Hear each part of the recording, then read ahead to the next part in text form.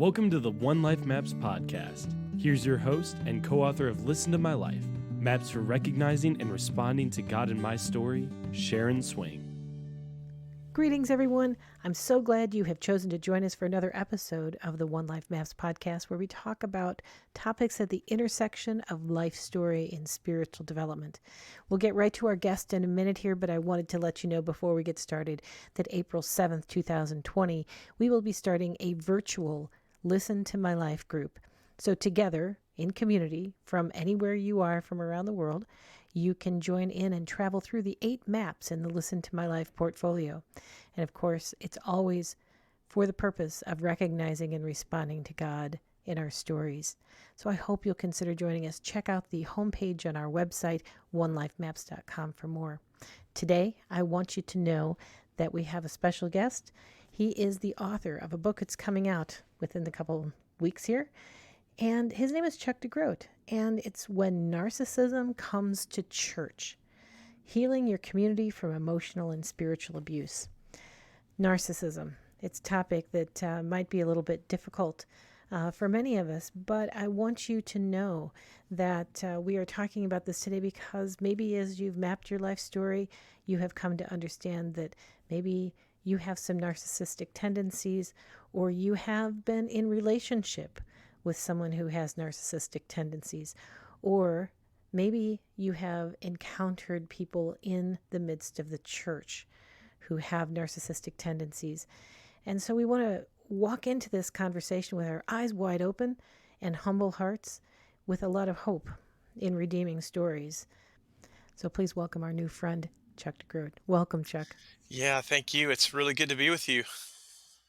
Well, we have an interesting confluence of life story Yeah, and spiritual development yeah, between us. yeah. Chuck is a counselor and a pastor and has some interesting background. Tell us a little bit about how you like to be introduced when it comes to talking about this book. Oh, wow. That's a great question because in some ways I don't want to be connected to this book. It's one of those interesting things. You write. I've written several books, and this is probably the book I was most resistant to write. In part because it's hard, in part because it implicates my own story, in part because we have to talk about really difficult things. And so, in a roundabout way, I've been a pastor, a therapist, and now most recently a seminary professor. And so, as a part of that collective work, I've been doing psychological assessments on pastors and church planners for 15 years now. Lots of consultation with churches, lots of counseling of pastors, and of course, my own participation on several church staffs. And so, my own experience with narcissism comes from the stories of clients and churches, narcissistic systems, psychological assessments. So I feel like in some ways I've been swimming in the waters of narcissism for the whole 20 plus years of my own pastoral ministry. Well, I appreciate that. So, why don't we start with why don't you give a definition for narcissism? Yeah, that's a great question, and I kind of complexify it in the book. I'll start with the kind of classic definition that people think of, which is generally some form of grandiosity, sort of a grandiose personality, someone who likes to be on stage, who likes a sense of power, authority, uh, coupled with a lack of empathy. One of the things that people don't realize often with narcissism is that narcissists, at least people who are diagnosably narcissistic, don't have the capacity to really empathize or sort of understand the lived experience of another human being. And then oftentimes the definitions talk about uh, i- identity impairments, and that gets it like vocationally, relationally. There's always volatility going on, and so the classic definition is generally something that looks a little bit more like the grandiose narcissist. But there are, as I talk about in the book, there are what I call 9 faces of narcissism, and they're just different characteristics that show up in different people. Some of those versions of narcissism are not quite as grandiose, but they're more quiet and subtle, perhaps passive aggressive. And so I've got to talk a little bit about this in a nuanced way. Hmm. That's interesting. I guess for me, I've encountered some things that make me know that sometimes narcissists are incredibly effective Hmm. people and that also demand some Yeah. loyalty. Yeah, that's it. That's the tricky part of it, right? Is this the sense that they can be incredibly effective because they do live from a kind of powerful, self-protective place. I often say that what's going on beneath the surface of someone who's narcissistic is lots of anxiety and lots of shame, but you don't really see that. What you see is the powerful projection, authority, power, expertise, grandiosity, and people like that, particularly men, I'm thinking the stats really sort of favor men with narcissism, can draw a crowd, can be influential, can speak with a kind of authority that uh, makes people who are under them feel like never before have we learned from or seen someone as gifted, as effective, as influential as this person. And so eh, that part of it is really kind of tricky and sometimes even crazy making. Right. So the title of your book is When Narcissism Yeah, Comes to Church. yeah, So why is it you mentioned some statistics about people with narcissistic yeah, tendencies gravitating toward a certain kind of yeah. leadership? Can you say more about that? Uh, yeah. Well, so I do think that people who gravitate to narcissistic leaders, let's say, and this is a whole other conversation, and uh, yeah, it really sort of implicates most of us who are listening. We're drawn to narcissistic leaders oftentimes because of our own story of shame or fear, insecurity, our need for someone to sort of mirror back to us a sense that we're okay. And so we align with someone who's powerful. In a sense, it makes us feel kind of powerful. We align with someone who has some sense of weight or influence because by extension, we feel important ourselves. I remember back many, many years ago, while I was in seminary, being connected to a person who had sort of a gravitational pull, if that's a if that's actually a word or a phrase. I mean, just pulled other men into his orbit, and many of us saw him as kind of infallible, smart, gifted, charismatic, and many of us were a bit insecure, anxiety, shame based. And so back then I wasn't quite aware of my story. I hadn't done any of my own work. And it took some time to realize that I attached myself to him for a sense of my own self. And that can get many of us who've worked with, been in relationship with narcissists, attended churches led by narcissists. That can really set some of us up for some profound disappointment and pain. Well, and some great opportunity for Yeah, that's right. self-discovery. But I think part of the reason that of people I've Mhm. listened to over time is that their sense of a narcissist's sense of authority um, helps people who are following them to also feel some sense of Yeah, that's right. security. Like, oh, I can believe that they're right and they're on the right track. So that means that if I believe what they believe, then I'm believing That's right. correctly Yeah. as well. Yeah, so and that plays out in a lot of different ways. I was a part of a tradition where we would grab onto narcissistic leaders for some sense of certainty or theological correctness or rightness. It may be more around charisma, or it may be more around a spiritual experience. There are narcissistic leaders and pastors who are activists, and it may give us some sense of purpose in the world. So, whatever it is, we've got to become aware of our own stories and how our stories are implicated in it. And so, uh, so in that sense, it requires us to do some work around. Well, where have I experienced some pain or trauma in my own life, or where do I feel some sense of deficiency or lack, and how am I looking for the answer to that outside of myself in some person with influence or power? Mm, it's so true. And I know that from listening to some people who have who have been in churches where there might be a narcissistic leader.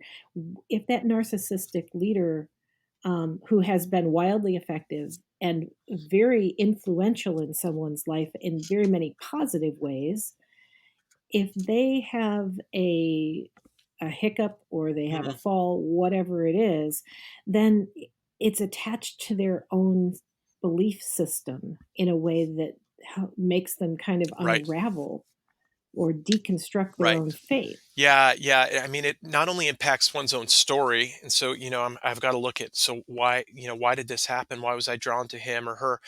But yeah, I think you're right. It also connects to, well, this is what I believed for so long because he believed it, or this is what I participated in because he asked me to participate in it, or these are the people who are on the outside who I condemned because she told me that they were the people worthy of condemnation. And so you'll often find people who wake up to their own experience of following a narcissistic leader. They often go through a season of disorientation, deconstruction, certainly lots and lots of questions that lead them to evaluate almost every area of their lives. Right. So a narcissistic person only gains power because there are other people that give Yeah, it to right. them. And so generally, that includes a huge percentage of us, a huge percentage of the population that at some point in our lives we encounter a narcissistic person, or we are one Hmm. ourselves in some circumstance where we have participated in a certain kind of unhealth and Yeah. craziness that's hard to unravel, which is just so disheartening. Yeah, so disheartening. One of the things that I'm finding, so this book comes out. We're recording this a couple weeks before it comes out, I guess. But beforehand, I'm discovering all the interesting dynamics of having a launch team. I've never had a launch team before, and so we've got about 150 people on a launch team on a Facebook page. And what's happening is they're finding this space to be a safe space to begin to tell stories of their own pain, and not only are they describing how they've been hurt, but they're also now beginning to put words to why they were drawn in the first place, or what sucked them in, or what they're awakening to in their own life that drew them into this relationship. And so to go down this road is I think involves some courage, or requires some courage, because it invites us to look at our own life, to look at our own stories, relationships, beliefs, vocation, and more. I don't know that we can move around this topic without talking about Yeah, gaslighting. What is it? Because, I mean, this is all about opening our eyes to something that is a dynamic that is in play in different places. And we want to be people who are aware. So, what what does it look like, and what is yeah, gaslighting, to start out with, and then tell me more about what else we should be yeah. looking for in ourselves and in situations that we get Yeah, ourselves right, into. right. So, gaslighting is really a subtle form of emotional or psychological abuse. Oftentimes, if we're not familiar with abuse, we think of we might be more familiar with physical abuse. Someone punches someone in the eye, and so there's a bruise in their eye. Emotional abuse does not require a physical bruise. Emotional abuse is more relational in nature. It's a sharp word. It's ignoring another person. It's a passive aggressive. Now, gaslighting is a kind of manipulative strategy uh, that uh, that makes another person question their own reality. And so gaslighting is particularly crazy making, we like to say, because after a while you begin to wonder, is this really true? Maybe this is me. So if you're in relationship with someone who gaslights you, maybe it's a narcissistic pastor who's convinced you that you really don't have anything to offer the church staff or the organization, or you're really not as smart as you thought you were, or you're really not that good of a community, whatever it might be, you begin to accept that as reality about yourself. And after a while, and I've worked with plenty of folks like this in relationships with gaslighters, you really begin to question reality on the whole. Am I crazy? Is there something wrong with me? I'm not even sure if up is up and down is down. Um, it's a really sort of psychologically dependent relationship on someone who is powerful and has the ability and the power in your life to make you question reality. Their opinion of you ends up being Reality, right? Yeah, so yeah, important, and your sense of self being wrapped up in what their yeah, opinion is. yeah. And so then that's how you begin to define yourself. And it's sad because it's generally so much smaller than God's vision for you. It is so much smaller, not generally. It's always so much smaller than God's grand vision for you as an image bearer. It usually focuses on some point of brokenness in your life. In other words, there's enough truth so that, let's just say you had an experience in your early childhood of being sexually abused, and you've got a narcissistic husband or leader who says, you of course, that's your abuse speaking. You don't understand. You're not reading what I'm doing. I'm not being manipulative. I'm being kind to you, but you take everything the wrong way. And so he prays or she prays upon your brokenness and the brokenness of your story. That's what makes it just so devastating and dehumanizing. What other things might we need to be recognizing if we happen to be in relationship with a narcissist?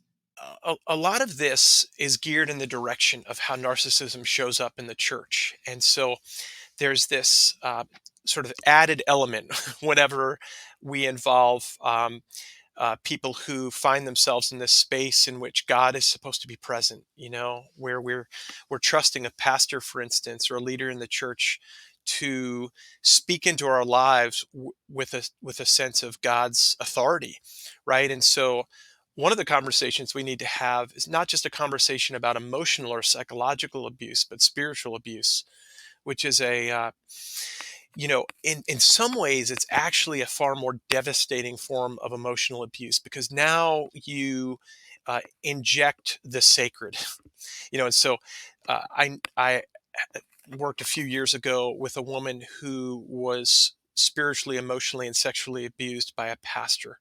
There was a really Mm. clear abuse of power, but she trusted him because he was a pastor.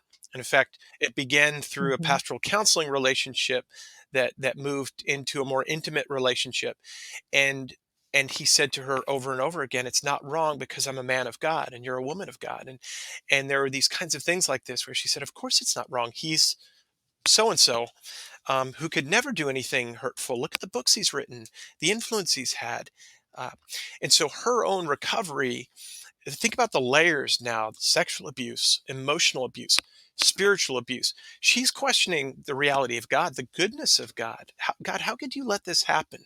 I wasn't only sexually abused, but I was drawn in, but I was also spiritually abused by someone who went through a seminary, went through an ordination process, was approved by many, many others along the way. Just absolutely devastating. Well, then that makes it even harder to speak up It against. makes it so hard. And, in her case, uh, her ability to speak was really quelled by having to sign a non-disclosure agreement.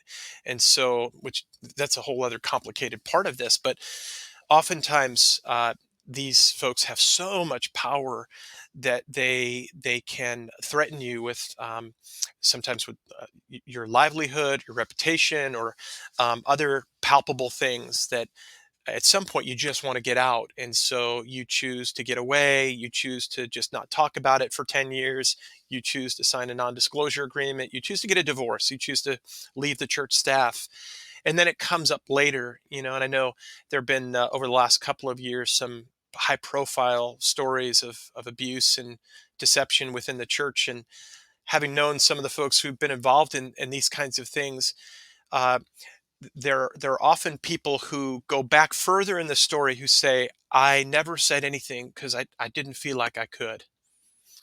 Yeah, Mhm. Right, and so that giving rise to the yeah, church too, church too. uh, Yeah, yeah, and all as well. So, what hope do we yeah, have? I mean, I think there's this aspect we're talking about narcissists, and in terms of they mm, might be yeah, them, but how do we notice it in yeah. ourselves? That's a good question. One of the things that comes up often, and I'll get like direct messages on social media from people who say, "How do I know I'm not a narcissist?" And I often say the fact that you're asking the question is sort of a first key to me that you're probably not. Curiosity isn't necessarily a trait of someone who's narcissistic. Self-protection is, defensiveness is, and so I mentioned that I've done many, many psychological assessments over the years, and I've had a good number of pastors over the years who have been on the narcissistic spectrum, which doesn't necessarily mean that they are diagnosably narcissistic personality disorder, but they're on some sort of continuum or spectrum. And I will know as soon as I bring it up, and I'll bring it up ever so subtly. I'll say, "Hey, we need to have a conversation because on this particular test, do you remember the test?" "Yes, I remember the test." "Yeah, on this one, you actually are on the spectrum of narcissism, and I'd just like to reflect with you on what that is." And some of these folks who mostly men who I'm doing this work with, they might intervene right at that point and say, "No way," or "I knew it. You psychologists are all the same. You're always looking at." Or others will say, I wondered about that. I suspected that that might be there. And I'd really like to have an honest conversation about that because I don't want to have blind spots and I want to know how to grow. And so a lot of this has to do with curiosity, self awareness, a willingness to be aware of our emotions, our needs, uh, our stories, which sometimes include trauma, pain, and abuse. That kind of curiosity goes a long way for me. Hmm. So, what is the Yeah. path toward healing in a church?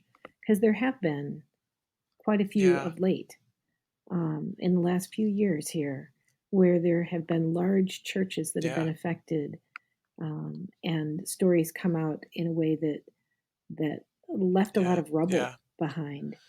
So, what's the path toward Yeah, healing? so I think we have to look at this on multiple levels. I mean, I think there's an individual's path to healing, right? Which, if you've been hurt or abused, means doing the work of looking at your own story, looking at how you were abused, sometimes looking at your own participation in abusive systems, and so that's one level of it, and for the work that you and I do around people's stories, that's a really, I'd say, significant part. Um, I think for churches to heal, for groups of people to heal, that's a lot more complicated, right? And I think at least a part of that means taking seriously what's happened, and that requires some truth telling. And oftentimes, churches, groups of people, they kind of want to tell the very least that they need to tell. I've seen this with elder, like, what do we need to say? Because we don't want to say everything. And oftentimes leaving people in the dark actually provokes more suspicion and mistrust and paranoia. And so what does it look like, I always ask, for a community that has been through narcissistic leadership, toxic system, abusive leadership, gaslighting, whatever it is, to engage in some truth telling about the many layered aspects of toxicity within the church, for leaders to own their own complicity or participation in it. What does it look for like for a church to communally lament and grieve, and take a season, not simply to sort of find the next guy to hire, the next woman to hire, the next leadership team, but to actually say, we've got some work to do, we've got some healing to do. And what's it look like for churches to bring in outsiders who have some expertise in these multiple levels of healing, whether it might be therapists on an individual level, or perhaps an investigator who can get at what really happened, or some sort of consultant that would allow groups of people to talk with one another in order to do the work of listening and possibly reconciling and healing in that way. Um, the last thing I'll say is, people sometimes find me a little too hopeful when it comes to these kinds of things, because I think sometimes we look at these in binary ways, like you're either bad or good, you're either narcissist or not. And I see each and every human being as an image bearer, and so when I'm working with someone who is diagnosably narcissistic, for instance, and I've worked with plenty of men like this, who've done some damage. I'm not only looking at that person as a diagnosis. There may be a diagnosis there, but I'm not looking at them solely for what they've done or the diagnosis that they have. I've got to look at that person as an image bearer. And so I've got to see that there's a larger story at work, and probably a story of immense pain, perhaps a story of being bullied or traumatized in such a way that they become the bully or the traumatizer. And so I've got to go into those situations relentlessly hopeful, because I think God in Jesus is relentlessly hopeful with us and pursues us even in the midst of our own hiddenness and self sabotage. Oh, how true. How true. I mean, as we walk around this topic and all, it just seems so ripe for all of us to be able to do Yeah. some self-reflection. Because if you're not a narcissist, then we probably if you've been in relationship with one for any period of time, there's probably all kinds of Yeah. self-reflection to be done. And people who do the work, and you know this because we both work with people's stories, they do eventually, if they start to do the inner work and they take seriously how they've been hurt, uh, lo and behold, after a little while, it might be a few months, it might be a few years, we'll say, ah, wow, I actually made some choices in this too. And I've got to see how I actually played a role or I was complicit. And so I never ever force anyone to go there, of course, but that's something that does come up, and that can be a significant part of healing work as well. But in that, I'd never ever want someone who was, for instance, abused by a pastor who had power over them to think, well, this was just an equal thing, you know um, because there is an unequal sort of power relationship there that's happening. Um, but Hmm. but it can sometimes be healing in when we do our story work to say, yeah, and this is why I was drawn. This part of my story is why I was drawn to him. Doesn't make it okay.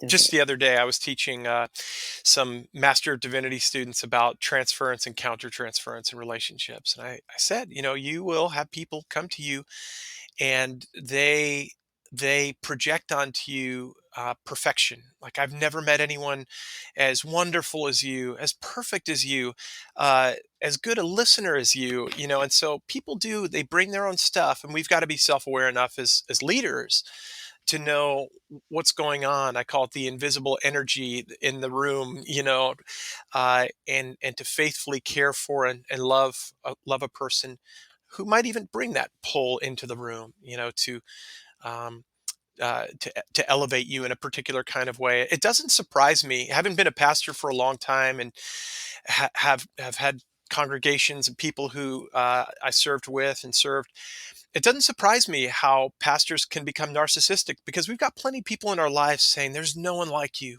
No one's ever preached like you. No one's ever written like you. No one's ever said the healing words like you say, and we might actually believe that after a while if we haven't done our inner work. Believe our own Right. press or Yeah, our own sure. spin. Yeah. Yeah. Hmm. So, yeah, there's plenty of unhealth to sort out and try to be Yeah. made right here. So, what are some of the spiritual practices that we might engage in that might lead us back to a right perspective on who we are, who other people are, as well as Yeah. who God is? Well, I mean, I think practices, uh, for me, the very starting point is practices of relationship and community. That might be a group that you gather with each week where you're known, and seen and loved. There's no question more powerful than a question that you ask to someone who really knows you. How do you experience me? To have someone who really knows you say, yeah, I sometimes experience a pull from you where you sort of need to be affirmed a lot, or you can come across as kind of arrogant sometimes. And so practices that cultivate knowing, being seen in relationship, and there are all kinds of different ways of doing that. I'm thinking of spiritual direction groups. I'm thinking of spiritual direction period. I do think also practices of awareness, whether that practice includes something like contemplative prayer or the Ignatian Examen. Practices that invite us to look at our lives, and look at our stories. I know the Ignatian Examen has a particular way of doing that that utilizes the church calendar and invites you into a kind of practice of engaging the story of God and your own story. And so I would say there's not one particular practice, but there are practices that we might be more or less inclined to that wake us up to ourselves, wake us up to our own story, sometimes wake us up to our own trauma. I've had people come to me who, through the doorway, dare I say it, of yoga, because I know some people are against yoga, um, wake up to pain in their own bodies and trauma in their own bodies. I didn't realize when I did that particular yoga position that I would remember sexual abuse in my life.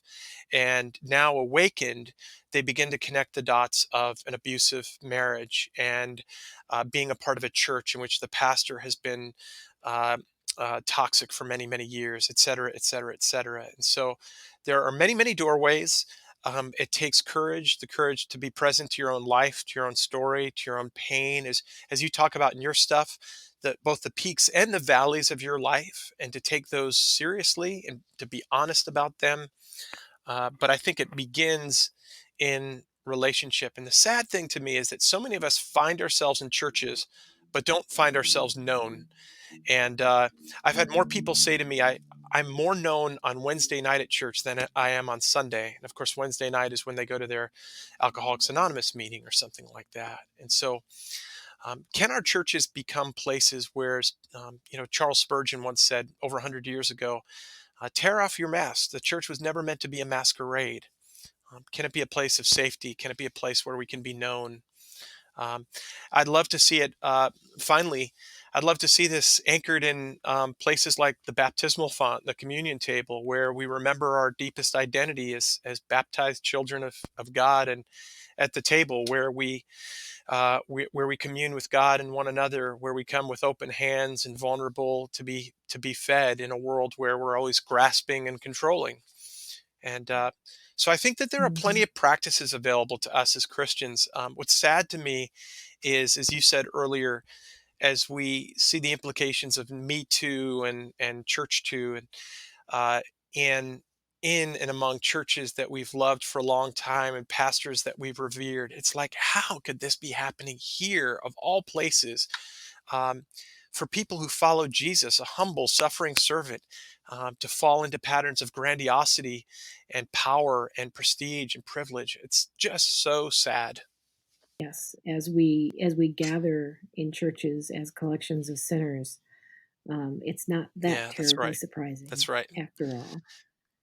But yet to find healthy church, healthy relationships, healthy places of belonging where we can Hmm. be vulnerable, um, is Yeah.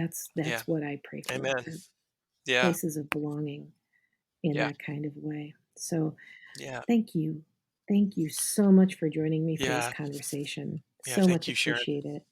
So this conversation has been with Chuck DeGroat, and he has written a book, When Narcissism Comes to Church, but he is also the author of, actually, why don't you name the other books that you have written that people might be interested in finding?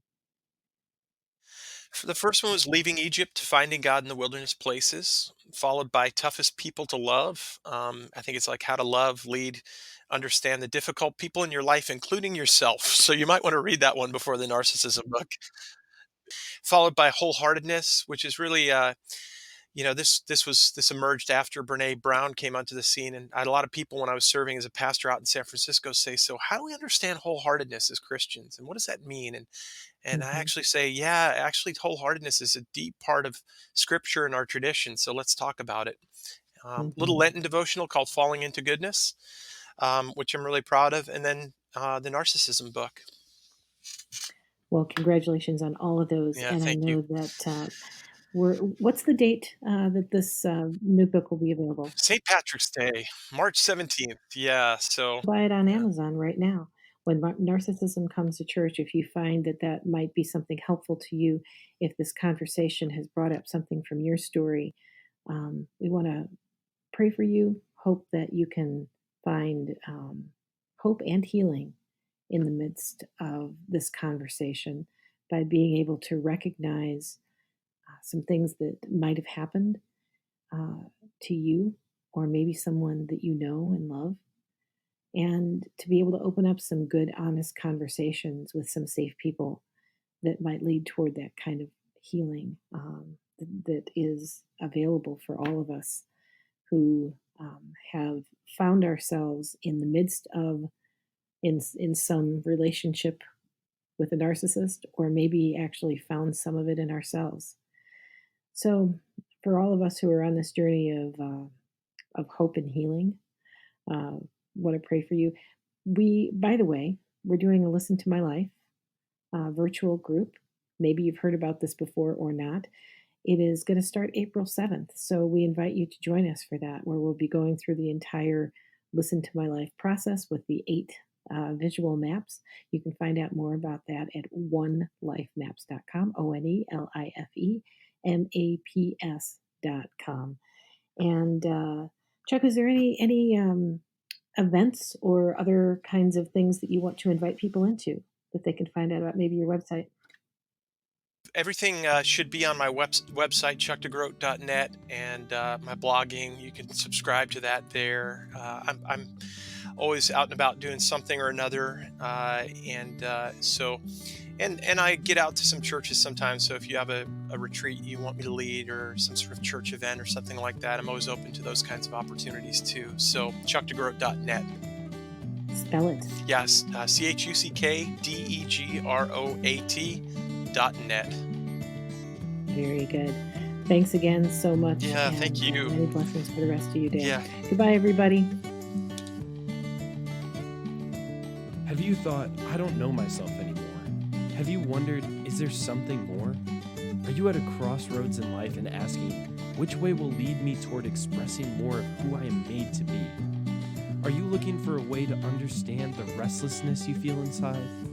Are you seeking a deeper spiritual life and desire to rediscover who you are through God's eyes? You're ready for the life mapping experience of Listen to My Life. Go to onelifemaps.com to purchase your portfolio of visual life maps.